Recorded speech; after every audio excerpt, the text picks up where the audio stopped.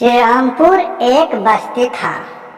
वहाँ एक बहुत बड़ा ही किसान था।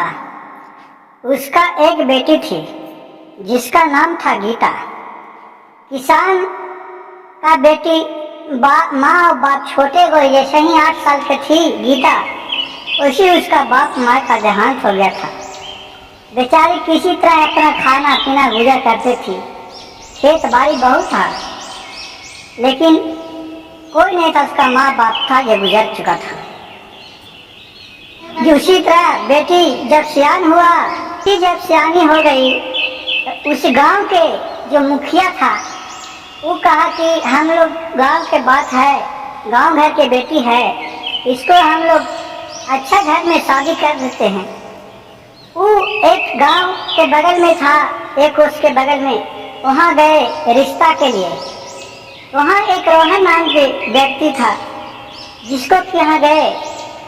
वो अपना माँ और बेटा दोनों रहता था। रोहन वो भी बहुत अच्छा परिवार था, पढ़ा लिखा था। वहाँ ये मुखिया जी रिश्ता लेके गीता के पहुँचे। बोले कि एक मेरे गांव में बच्ची है जिसका रिश्ता के लिए हम लोग आए हैं, और ये सारी कहानी कह के सुना दिया। अब उसका जो गीता थी जो थोड़ा सामने थी, अब वो जो रोहन था जो गोरा था, अब रोहन कनर मना करने लगा शादी करने के लेके। लेकिन उसके माँ समझाई कि क्या होगा, वहाँ के कम से कम ये दौलत है वो तो अपने हो जाएगा, अपने घर में तुम नए हैं तो कुछ दिन के बाद एक शादी और कर लेना, उसमें क्या लगल है, और उसको भी कर लो।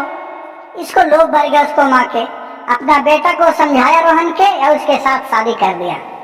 शादी करके दोनों घर में गया। एक दिन के बाद हुआ कि उसका एक रमेश नाम के व्यक्ति था, उसी के साथ रोहन के साथ पढ़ता था और एक वो पढ़ के पुलिस बन गया। एक दिन के बाद हुआ कि अपना शादी किया तो उसको पता चला कि मेरा दोस्त शादी कर लिया है। तो रमेश वहां से अपने पुलिस का गाड़ी लेकर और इसके दरवाजे पर आया। पुलिस की गाड़ी देखकर रोहन घबरा गया, बाहर गया तो देख रहा है कि मेरा रमेश दोस्त है। वो रमेश दोस्त के फिर प्रणाम करते हुआ और अंदर लाया। रमेश बोला रोहन से कि क्या भाई तुम चुपे चुपे शादी कर लिया, हमको पार्टी भी नहीं दिया, कहा कि आइए ना खा लीजिए। और जो गीता थी अच्छा अच्छा खाना स्वादिष्ट बनाया।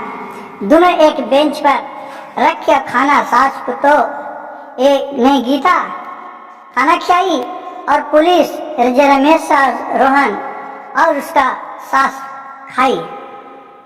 और उसको बहुत ही रिश्तेदारी किया खाना के, बहुत अच्छा खाना है, बहुत अच्छा खाना है, ये तो लग रहा है कि आपको हाथ में जादू है, कहाँ से ऐसा भाभी लाए हैं।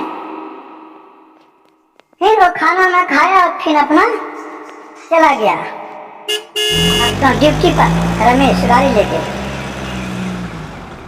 अब यहाँ रोहन का मन में कपट था कि गुस्सा लड़की से इसका कुछ प्रेम प्रसंग चल रहा था। यह सोच रहा था कि उसको शादी करके लाऊंगा और इसको घर में रखूंगा। कुछ दिन के बाद हुआ कि गीता को पेट में बच्चा होने के लिए रह गया। 2-3 महीना बीत गया। एक दिन रात में सोया हुआ था तो उसको आंख में बहुत जलन होने लगा।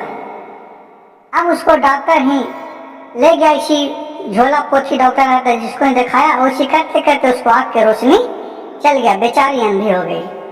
अब एक माँ बेटा कहने लगा कि लो जो हम लोग काम सोचे तो काम भी ना हो सका, अब तो इसको जिंदगी भर लेके झेलने पड़ेगा, अंधी को कहने करेंगे। दोनों माँ बेटा एक प्रोग्राम बनाया और ले जाके गीता को कहा कि चलो तुमको डॉक्टर ही ले चलते हैं दिखाने के लिए।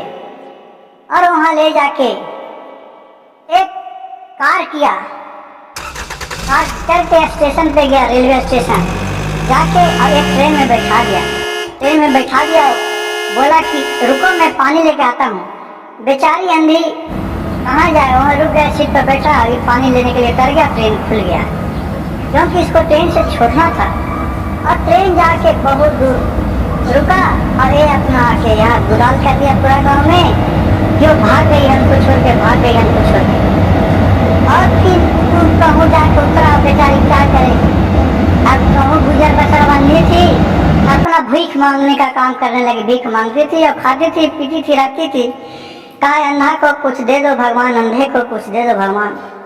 भगवान के कृपा, शिव गुरु का महिमा, भोलेनाथ सबको दाता भोलेनाथ ही हैं। राजा से रंग तक उन्हीं का है, सब वही पार लगाते हैं। शिव गुरु का उस पर दया आया और उसको एक सेठ बन के उसको दान दक्षिणा किया और उसको नजर में पालन पोषण करने लगे। उस दिन के बाद उसका एक बेटी पैदा लिया जिसका नाम धरा अनीता। धीरे धीरे अनीता को भी गोद में लेके भीख मांगने लगा जाके। उसी कहते कहते अनीता 4, 5, 6 साल के हो गई। वो पूछने लगी कि माँ मेरे पिताजी कहाँ रहते हैं और मेरा पिताजी के नाम क्या है। कहे सबके पिताजी हैं, मेरे पिताजी कहाँ हैं। एक कहा कि वो नाम नहीं बताती थी और अपने चुप पे जाके बहुत रोती थी।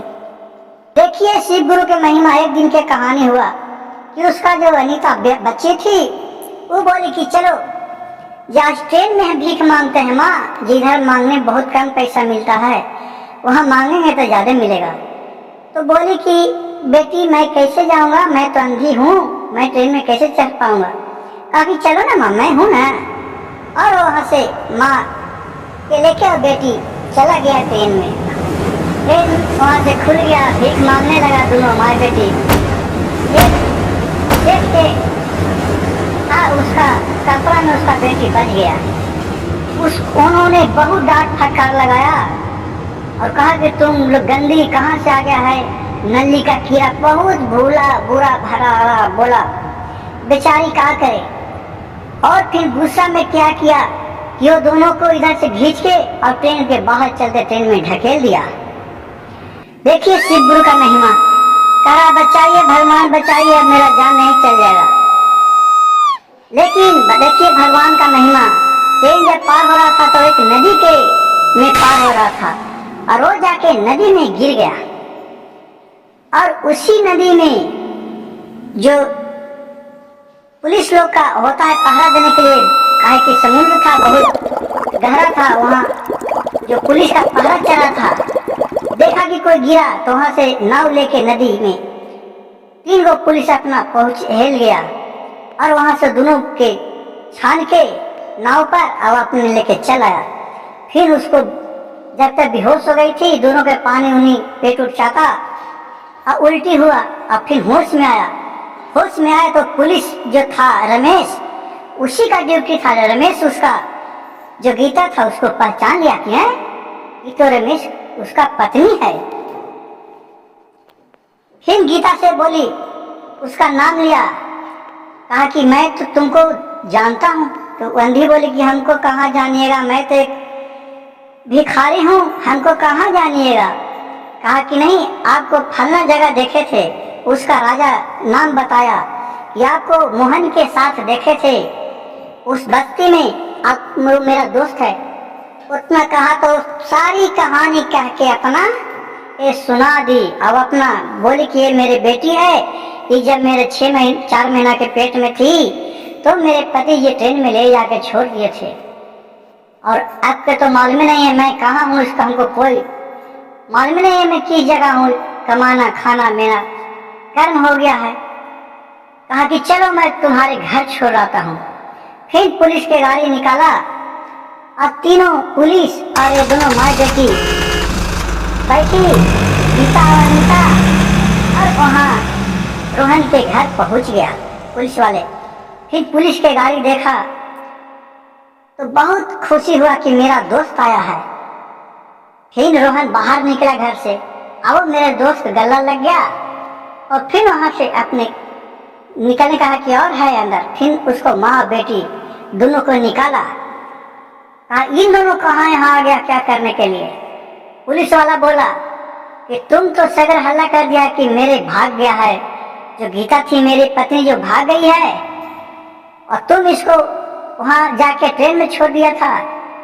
इतना सुन के उसको तीनों के होश हवास उड़ गया, क्योंकि रोहन दूसरा शादी भी कर चुका था एक, और उसके साथ बहुत ऐश मौज से रहता था।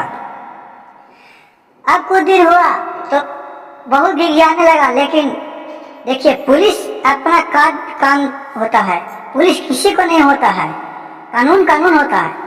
ये कहा कि नहीं, ये दोनों को ले जाइए, ये तीनों हमारे लायक नहीं है, हमको मार डालेगी। और तीनों के ले जाके जेल में बंद कर दिया, जिसका दोस्त था यही। और तीनों का जीवन कारावास हो गया। और फिर जो नीता थी, अब गीता अपने बेटी के साथ यहाँ रहने लगी। और वहाँ जो मकान घर था अपना नहर में, वहाँ के भी संपत्ति हो गया, बहुत धनवान हो गई। और अपना बेटी के शादी एक बहुत अच्छा किसान के यहाँ किए, और उसका बेटी भी सुखी संपन्न रहने लगे। भोलेनाथ जिस तरह से इस गीता और नीता को दुख दूर किए, उसी तरह सबको दुखी दूर करिएगा। इस कहानी से हमको यह ज्ञान मिलता है कि भाग्य का लिखा कोई नहीं मिट सकता है, और लालच बुरी बलाई होता है। लोग जब तक जिंदा है, जब ही तक कि सब है, जब आंख मुना जाएगा तो सब यहाँ के यहाँ रह जाएगा। इसलिए किसी को बुरा नहीं कीजिएगा, और नहीं ज्यादा लालच होता है, जो नसीब में लिखा रहता है वही मिलता है। जिस तरह गीता और अनीता को नसीब में लिखा था, उसी तरह कि सबको जेल हो गया, फिर एक समय इन दोनों मिल गया। शिव गुरु सबको पर कृपा बरसाए रहे। और मेरा कहानी अच्छा लगे तो गुरु भाई गुरु बहन मेरा वीडियो को सब्सक्राइब कीजिएगा, लाइक कीजिएगा और शेयर कीजिएगा। एक कहानी सुनने वाले को जो अंत तक सुनेगा, उसका शिव गुरु सब मनोकामना पूर्ण करेंगे। हर महादेव, घर घर महादेव।